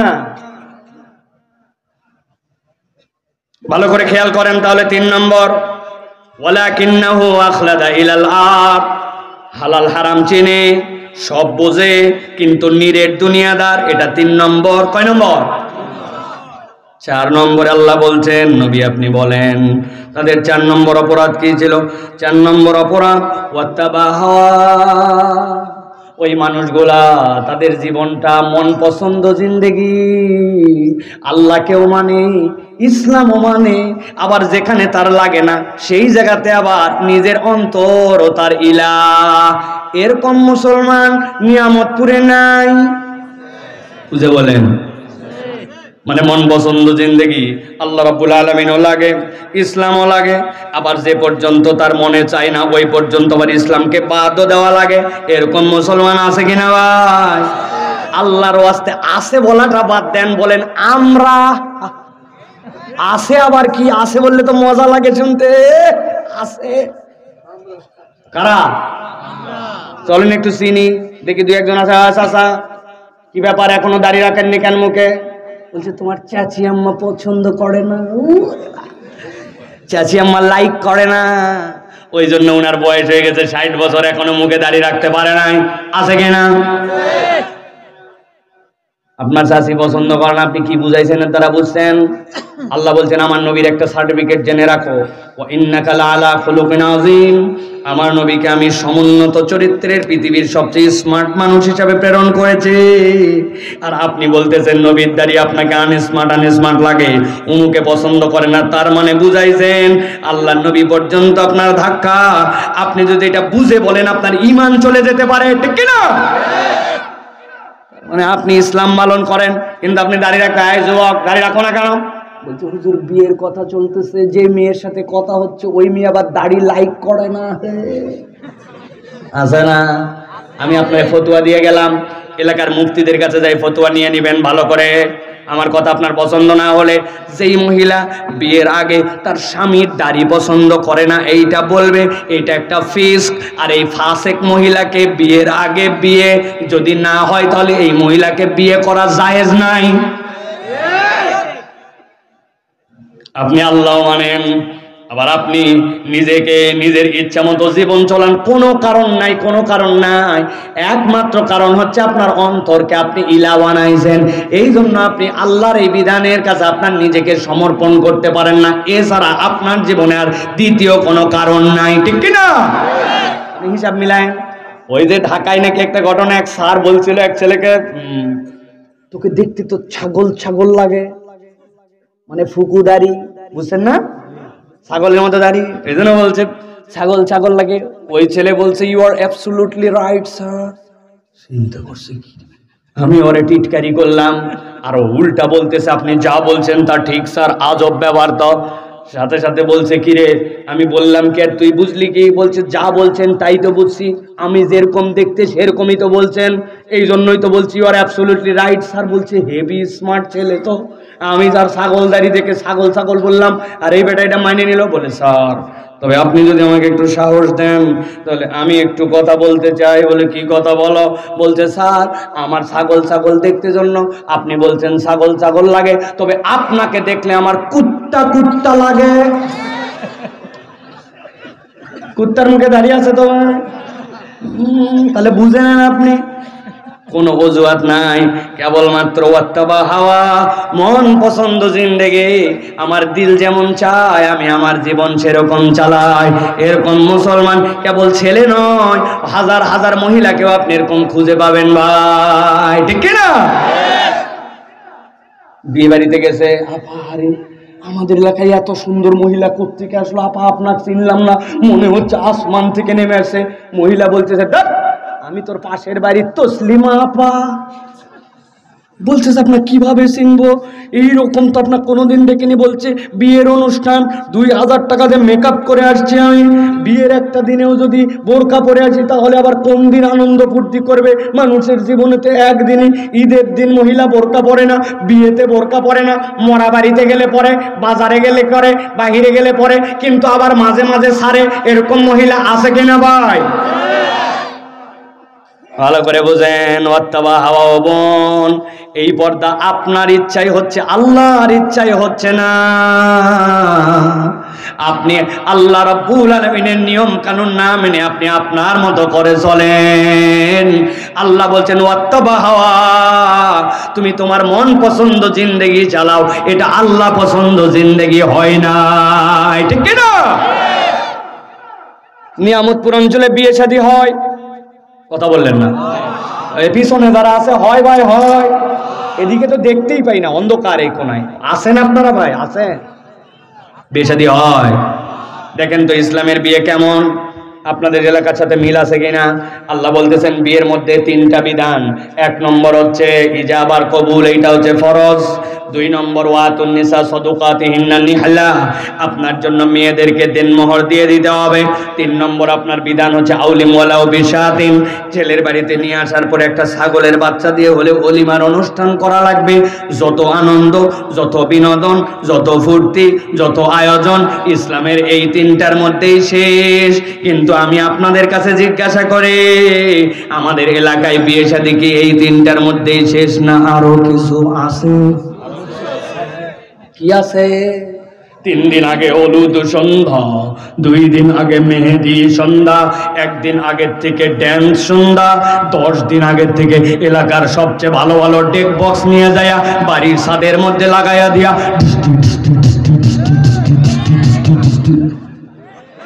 কথা বলে আছে না। ওই বাড়ির থেকে একজন হাজী সাহেব আসছে আসরের নামাজ পড়ার জন্য। লোকজন বলছে, হাজী সাহেব কি শুরু করছেন আপনারা? আপনার এলাকায় তো অস্থির করে ফেলছেন, আপনার জন্য তো এলাকায় কোনো রকম মানুষ থাকতে পারতেছে না, বিয়ে শাদিতে আপনি বাদ্য বাজনা দিয়ে কি অস্থির করতে বলছে। থাম থাম, তোরও বেটি আছে। আমি এগুলা করতেই চাই নাই, নাতি নাতকুররা একটু করতেছে, এলাকার ছেলেরা একটু করে, এখনকার সমাজ এরকম হয়েছে, একটু করা লাগে, চল আসরের নামাজ পড়ে আসি। আছে কিনা?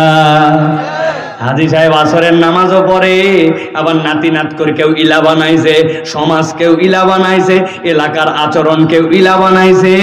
উনি আল্লাহ মানে, আবার গান বাজনাও মানে, এরকম মুসলমান নিয়ামতপুরে নাই আছে। আমার আল্লাহ বলছেন, ওয়াত্তাবা হাওয়া, নবী আপনি জানায় রাখেন তাদের 4 নম্বর অপরাধ খেয়াল খুশি মতো জিন্দেগি। যতটুকু তার ইসলাম লাগে ততটুকু পালন করে, আবার যতটুকু তার মন চায় ততটুকু পালন করে। জুম্মার নামাজে হাজির হয়, ওয়াক্তের নামাজে খুঁজে পাওয়া যায় না। এরকম মুসল্লি আছে ভাই? আহা, আমাদের ঢাকাতে তো ফেরেশতাদেরকে বিশাল আরাম দিছে যুবকেরা। দানের ফেরেশতা 7 দিন কোনো কাজ নাই, শুক্রবার দিন 1:15 সময় একটু আড়মোড়াতে ওঠে, কোনো কাজ নাই 7 দিন। উনি শুয়ে গেছে ডানের ফেরেশতা, বামের ফেরেশতা লিখতে লিখতে হয়রান। এলাকাতেও আছে ভাই, খালি শুক্রবারে ফেরেশতা জাগায় আছে আছে। এই পিছনে একবার পেছনে, একবার পেছনে। হ্যাঁ, কোন দিকে মোবাইল চাপতেছ কেন? কথা বলতেছি,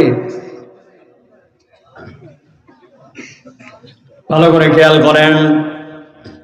আবার আলোচনা গুছায় আনি। আল্লাহ বলতেছেন, নবী আপনি তেলাওয়াত করেন কিয়ামত পর্যন্ত। ইবনে কাসির রহমাতুল্লাহি আলাইহি বলতেছেন, মুফাসসিররা নানান ধরনের ব্যাখ্যা করেছেন। আব্দুল্লাহ ইবনে আমর বলেছেন, আল্লাহ এখানে উমাইয়া ইবনে আবু সালতের কথাও বলতে পারেন, কিন্তু ইমাম ইবনে কাসির সমন্বয় করেছেন কিয়ামত পর্যন্ত যত মানুষ আসবে, আল্লাহ বলছেন আমার নবীর পরে আর কোনো নবী আসবে না। এই 4 রোগ যাদের মধ্যে পাওয়া যাবে তাদের ব্যাপারে নবী আপনি জানায় রাখেন। 1 নম্বর জেনে বুঝে আল্লাহর আয়াত অস্বীকার করা, 2 নম্বর শয়তানের অনুগামী হয়ে যাওয়া, 3 নম্বর নিরেট দুনিয়াদার হয়ে যাওয়া, 4 নম্বরে মন পছন্দ জিন্দেগি গঠন করা, আল্লাহ মানে নিজের দিল মানে খেয়াল খুশির জিন্দেগি চালায়। আল্লাহ বলছেন, নবী এবার সামনে বাড়েন। ফামাযালুহু কামাযালিল কালব ইন তাহমিল আলাইহি ইয়ালহাস আও তাতরুকুহু ইয়ালহাস যালিকা মাযালুল কওমিল্লাযীনা কাযযাবু বিআয়াতিনা। আল্লাহ বলছেন, নবী বলে দেন যাদের জীবনে এই 4টা রোগ পাওয়া যাবে, আমি আল্লাহর কাছে তাদের একটা উদাহরণ আছে। ফামাতালুহু কামাসালিল কালব, আল্লাহ বলছেন এই মানুষগুলো আল্লাহর কাছে কুত্তার মতো। কার মতো? সবাইকে উচ্চারণ করে বলতে হবে, ফামাতালুহু কামাসালিল কালব। আল্লাহ বলছেন এই মানুষগুলোর উদাহরণ আল্লাহর কাছে কুকুরের মতো। জোরে কর বলেন, কার মতো? হয় নাই, একসাথে বলতে হবে কুত্তার মতো। হয় নাই, আরেকবার বলেন কুত্তার মতো। একটা মুখ বন্ধ থাকবে না, বলেন কুকুরের মতো। এরা যাই কালকে বলবে কোন হুজুর আইছিল 4 বার কুত্তা বলাইছে মাঠে। বিনা কারণে বলাই নাই, বিনা কারণে এত জোরে বলাই নাই। আমি পড়ালেখা করে আপনাদের কাছে এই কথা বলতেছি, এমনি এমনি বলতেছি না আপনাদের কাছে। আন্দাগন্দা আমার অত এলেম নাই, আমি জেনে বুঝে কি বলবো এটা প্ল্যান করে আসছি আপনাদের কাছে। আমি এমনি এমনি কুকুর এত জোরে বলাই নাই। আপনারা ভাবতেছেন নিশ্চয় এই 7টা অপরাধ যাদের মধ্যে, তারা কুকুরের মতো, তার মানে কুকুর খুব নিকৃষ্ট প্রাণী, কুকুর খুব খারাপ প্রাণী, আল্লাহ রাব্বুল আলামিন ইতর সৃষ্টি, খুবই বাজে সৃষ্টি। এই জন্য বোধহয় আল্লাহ বলছেন না না না, আমি আমার ক্ষুদ্র সেন্সে বলি, অনেক সময় দুনিয়াতে অনেক কুকুর আছে যেইগুলা মানুষের থেকে বেশি কৃতজ্ঞ, মানুষের থেকে বেশি বিশ্বস্ত, ঠিক না? আপনি ঠিক বলছেন আন্দাজে, আর আমার কাছে প্রমাণ আছে।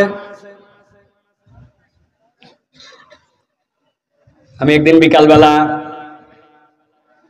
বাসার থেকে নিচে নেমে চা খেতে বসছি। চা খাওয়ার সময় আমার একটা বদ অভ্যাস আছে, চায়ের মধ্যে কিছু চুবায় খাওয়া লাগে। আপনারা খান ভাই? বিস্কুট টিস্কুট চুবান আপনারা? আর কারা কারা চুবায় খান একটু দেখান না ভাই? ও মাশাআল্লাহ, সবাই খায়। উপর দিকে তাকাইছি, তাকায় দেখি কি বিস্কুট, তাকায় দেখি একটা এনার্জি, 5 টাকা দাম। কয় পিস থাকে? আন্দাজি বলেন না, 3 পিস। কমায় দিছে ভিতরের মাল। এত বড় বড় এক একটা করে চিপসের প্যাকেট, খালি ঝনঝন করে, ভিতরে কিচ্ছু নাই, ঠিক না? ভিতরের মাল কমায় দিছে, দাম একই আছে। বিস্কুট 3 পিস, বিস্কুট একটা নামাইছে, নামায়া চায়ের মধ্যে চুবায়া, যেই না চুবাইছে হঠাৎ করে কোত্থেকে একটা লোক উদয় হয়েছে, এসে আমার সঙ্গে, আরে সাইফুল্লাহ ভাই, আপনি এই এলাকায় থাকেন, 5 বছর আপনার ওয়াজ শুনি ভাই রে ভাই, আপনার দেখেই দেখেন আমার গায়ের পশম দাঁড়ায় গেছে। আমি বললাম ভাই এত কথা বললেন, এখনো তো সালাম দেন নাই। বলছে ও ভুলে গেছি, আসসালামু আলাইকুম। সালাম দিয়েছে, দিয়ে বললাম ঠিক আছে ভাই, মহব্বত করেন জন্য এরকম হচ্ছে, বসেন একসাথে অন্তত চা খান। অনেক আপন মানুষ, ভালোবাসার মানুষ দেখা হলে এরকম হয়, হয় কিনা ভাই? ওই লোককে চা খাইতে বসাইছি, বসাই এই যে ওই লোক আমারে সালাম কালাম এক্সাইটিং মুড এইগুলা করছে। 10 সেকেন্ড ওই চার মধ্যে ডুবানো ছিল বিস্কুট, যেই না বিস্কুট তুলে মুখে দিব, দেখি মুখে দেওয়ার আগে বিস্কুট অ্যাক্সিডেন্ট করছে। বিস্কুট যেই না অ্যাক্সিডেন্ট করে নিচে পড়ছে, সাথে সাথে দেখি ডান পাশে ওই জায়গায় একটা কুকুর বসা ছিল, কুকুরটা মাথা নিচু করে লেজ ডাউন দিয়ে এরকম করতে করতে আসে, দৌড়ায় আমার পায়ের কাছে যে বিস্কুট পড়ছে ওই জায়গায় এসে মুখ নামায় দিয়ে আমি পা সরাতে দেরি, 3 টানে দেখি খাওয়া শেষ। ওই দিনের মতো আমার বিস্কুট খাওয়া শেষ, চা খাওয়া শেষ, নামাজে চলে গেছি। পরের দিন আবার ওই জায়গায় আসছি, কথা কিন্তু আমার শেষের দিকে ভালো করে খেয়াল করেন। পরের দিন এসে বসছি, বসার পরে যেই না আমি ওই জায়গায় চায়ের অর্ডার দিছি, সাথে সাথে দেখি কোত্থেকে একটা কুকুর আসছে, মাথা নিচু করে, সাথে সাথে লেজ ডাউন দিয়ে এরকম এরকম করে আসতেছে। আমি বললাম, আই কুত্তা সরান, কুত্তা সরান। কুত্তা যদিও শুকনা থাকলে না পাক নয়, কিন্তু ওই কুত্তার লালা যদি লাগে অস্বস্তি হবে, ওইটা না পাক, তাড়াতাড়ি সরান। ওই দোকানদার বলতে, হুজুর এই কুকুর আপনাকে ডিস্টার্ব করার জন্য আসে নাই, গতকালকে আপনি ওরে যে বিস্কুট খাওয়াইছিলেন, তাকায় দেখেন লেজ নামাই দিয়া মাথা নিচু করে আপনাকে কৃতজ্ঞতা জানানোর জন্য আসছে। আমি নিয়ামতপুরের মুসলমানের কাছে প্রাণবন্ত ভাবে জানতে চাই, যেই লোক যেই বিস্কুট খেয়ে আমার কাছে কৃতজ্ঞতা জানাতে আসছে কুকুর, বলেন তো ওই কুকুরকে গতকালকে কি আমি বিস্কুট খাওয়াইছিলাম নাকি বিস্কুট পড়ে গেছিল? কথা বলেন, বিস্কুট খাওয়াইছিলাম না অ্যাক্সিডেন্ট করছিল? ওই বিস্কুট খেয়ে পরের দিন আমাকে কুকুর কৃতজ্ঞতা জানাতে আসছে। কিন্তু আপনি এরকম লোক অনেক খুঁজে পাবেন, তার বিপদে আগায় গেছেন, টাকা আওলাদ দিয়েছেন, তাকে সামর্থ্য অনুযায়ী ঠেলে আগায় দিয়েছেন, তার কল্যাণে আপনি পিছে পিছে গেছেন। এখন আপনার একটু বিপদ, আপনার সাহায্য দরকার, টাকাটা ব্যাক পাওয়া দরকার, তার একটু উপকার দরকার। এখন ওই লোক আপনাকে আর চেনে না, উল্টা সুযোগ পাইলে আপনাকে বাঁশ দিতেও ছাড়বে না। আছে কি না? তাহলে আল্লাহ কেন বললেন এই 4 অপরাধ যার মধ্যে আছে ওই লোকটা কুকুরের মতো? আল্লাহ বলছেন নবী জানায় দেন, ফামাসালু কামাসালিল কালব ইন তাহমিল আলাইহি ইয়ালহাস আও তাতরুকুহু ইয়ালহাস যালিকা মাসালুল কওমিল্লাযীনা কাযযাবু বিআয়াতিনা আল্লাহ বলছেন কুকুরের একটা নেচার বলে দেন। কুকুরের নেচার হচ্ছে কুকুরকে কেউ বোঝা চাপায় দেয় না, কিন্তু যদি বোঝা চাপায় দেন তাও সে হাঁপাবে, যদি বোঝা না চাপান তাও হাঁপাবে। আরবিতে লাহাসুন শব্দের অর্থ পিপাসার্ত অবস্থায় জিহ্বা বের করে দেওয়া। ওইটা কুকুর শীতেও বের করে, গরমেও বের করে, পিপাসা কঠিন লাগলেও বের করে, হালকা লাগলেও বের করে। আল্লাহ বোঝাতে চান তুমি যদি আল্লাহর আয়াত জেনে বুঝে অস্বীকার করো, মুখ ফিরায় নাও, শয়তানের অনুগামী হও, নিরেট দুনিয়াদার হও, মন পছন্দ জিন্দেগি চালাও, আমি আল্লাহ বললাম দুনিয়া আখেরাতটা তোমার কুত্তার মতো অস্থির আর কুত্তার মতো লোভাতুর হবে। তুমি দুনিয়া আখেরাতে কখনো প্রকৃত শান্তি খুঁজে পাবে না। ঠিক তো বললাম? এবার নিজেদের জীবন মিলাই, আপনি আমি সহ হিসাব মিলাই দেখেন তো আমাদের জীবনগুলো আগের মতো স্থির আছে ভাই? চাই চাই চাই আরো চাই। এক লোক দেশের 57,000 কোটি টাকা খাইয়ে ফেললো। কয় টাকা লাগে একটা মানুষের বাঁচতে? অথচ মানুষের চাওয়ার কোনো শেষ নাই। ও যুবক, ও মুরব্বী, ও তরুণ, ভাবতেছি দুনিয়ার জীবন না এরকম করে পার হয়ে গেল, হয় অস্থিরতা হয় মানুষের। কিন্তু আল্লাহ তো কেবল দুনিয়ার জীবনের কথা বলেন নাই। আল্লাহ তো সৃষ্টিকে 3 ভাগে ভাগ করছেন, একটা ক্ষণস্থায়ী, একটা দীর্ঘস্থায়ী, একটা চিরস্থায়ী। গাছপাতা তরুলতা গরু ছাগল আপনার সামনে হয় আবার মরে যায়, এটা ক্ষণস্থায়ী। ওই আসমান ওই সূর্য আপনার সামনে আল্লাহ রাব্বুল আমিনের পক্ষ থেকে দীর্ঘস্থায়ী সৃষ্টি আছে তো আছে, কিন্তু শেষ হবে। আর একটা সৃষ্টি চিরস্থায়ী, ওই রূহ, যে রূহ আল্লাহর নির্দেশে আসছে, শরীরের সাথে লাগছে, আবার আলাদা হবে, আবার কবরে যাবে, হাসরে উঠবে, হয় জান্নাত না হয় জাহান্নাম। এই রূহের তো আপনার যে সম্পর্ক এইটা কখনো শেষ হবে না। তাহলে দুনিয়ার জীবনে মনে করলাম কোন রকম পার পাইলাম, কিন্তু কবর হাসর মিজানে যদি কুকুরের জীবন হয়, আপনার আমার বাঁচার কোনো উপায় থাকবে ভাই? আল্লাহ বলতেছেন নবী শেষ করেন, আমিও শেষ করতেছি, খেয়াল করেন আল্লাহ কি বলে শেষ করেন। ফাকসুসিল কসাসা লাআল্লাহুম ইয়াতাফাক্কারুন। আল্লাহ 1 বছর দিয়ে নবীকে আমর করলেন ফাকসুস, কিন্তু আল্লাহ বহু বচনে বলেন কসাস। হে নবী, আপনি এটা জানায় দিয়ে রাখেন আপনার উম্মতকে, লাআল্লাহুম ইয়াতাফাক্কারুন, আশা করা যায় তারা চিন্তা ভাবনা করবে। তাহলে আজকে সিদ্ধান্ত নিতে হবে 2টা। আমরা কি কুকুরের জীবন চাই না মানুষের? আল্লাহকে দেখান কিসের জীবন চাই? মানুষের জীবন। আল্লাহ বলছেন যদি মানুষের জীবন চাও তাহলে চিন্তা ভাবনা করার জীবন লাগবে। কি করা লাগবে? হাত তোলেন। কি করব? চিন্তা ভাবনা করার জীবন লাগবে। এবার বলেন, চিন্তাশীল মুসলমান কি নামাজ পড়বে না ছাড়বে? মিথ্যা কথা বলবে না বাদ দিবে? গীবত গিল্লা করবে না ছাড়বে? বাপ মায়ের সাথে বেয়াদবি করবে না সম্মান দিবে? অনেক কথা আছে, কিন্তু মূল কথা হচ্ছে সারা জীবনের জন্য মনে রাখবেন ওই যে 5টা কথা। জাহেলি যুগের কারণ কয়টা মনে আছে তো? নবীজি ভাবতেছিলেন কয় বছর? 15 বছর। আল্লাহ নবীর প্রতি আসলো 5টা আয়াত। আল্লাহ বলতেছেন আয়াত কেবল আসে নাই, আসছে নূর। ওই নূর কিয়ামত পর্যন্ত সমাজ পরিবর্তন করাবে, আর জীবন পরিবর্তন করাবে আপনার চিন্তা। আর এই 4টা রোগ যদি জীবন থেকে দূর করে দেওয়া যায়, আল্লাহর আয়াত চিনছি, মানে নিলাম, শয়তানের পথ অনুসরণ করব না, নিরেট দুনিয়াদার আমি হতে পারি না। দুনিয়ার জীবন সংক্ষিপ্ত, হালাল হারাম, আল্লাহর হুদুদ, আল্লাহর বিধান, এইগুলোকে তোয়াক্কা না করে আমি কয়দিন আল্লাহর কাছ থেকে বেঁচে থাকবো? আমাকে তো কবরে যেতে হবে। আর 4 নম্বর, আল্লাহ পছন্দ জিন্দেগি লাগবে, আমার পছন্দ জিন্দেগি না। আপনাকে শয়তান উস্কাবে, দাড়ি কাট, মিথ্যা কথা বল, গীবত কর, খারাপ বন্ধুর সাথে ঘুর, টাকনুর নিচে কাপড় পর, আরে নামাজ বাদ দিলেই কি আর করলেই কি, মোবাইলে খারাপ দেখ, কিন্তু আপনি বলছেন না, এটা আমার আল্লাহ চাই না, অতএব আমার জীবন এরকম হবে না। এই 4টাকে যদি বেসিক করে চলতে পারি, আর ওই 5টা বিষয়ের জন্য কোরআনকে যদি সামনে রাখতে পারি, এই সমাজ হবে সেই আবার সোনার সোনালী সমাজ। ওই সমাজ পরিবর্তন করার এক একটা কারিগর হিসাবে আমরা এক একজন সৈনিক হতে রাজি আছি ইনশাআল্লাহ। ইনশাআল্লাহ। আল্লাহ আমাদেরকে কবুল করেন, বলেন আল্লাহুম্মা আমিন। শেষ আয়াত, সাআ মাসালাল কওমুল্লাযীনা কাযযাবু বিআয়াতিনা, আল্লাহ বলছেন তাদের কাছে বলে কোনো লাভ নাই যারা আমার আয়াত অস্বীকার করে, ওয়া আনফুসাহুম কানু ইয়াজলিমুন, আর তারা নিজেদের উপর জুলুমকারী। আমরা কি আল্লাহর আয়াত অস্বীকারী? না না না, আমরা আল্লাহর আয়াতের অনুসরণকারী। সামি'না ওয়া আতা'না, আমরা আল্লাহর কথা শুনবো এবং মানবো। এই ওয়াজের মধ্যে ছেলে নাই, মেয়ে নাই, তরুণ নাই, যুবক নাই, আল্লাহর বিধান সকলের জন্য সমান, ঠিক কি না?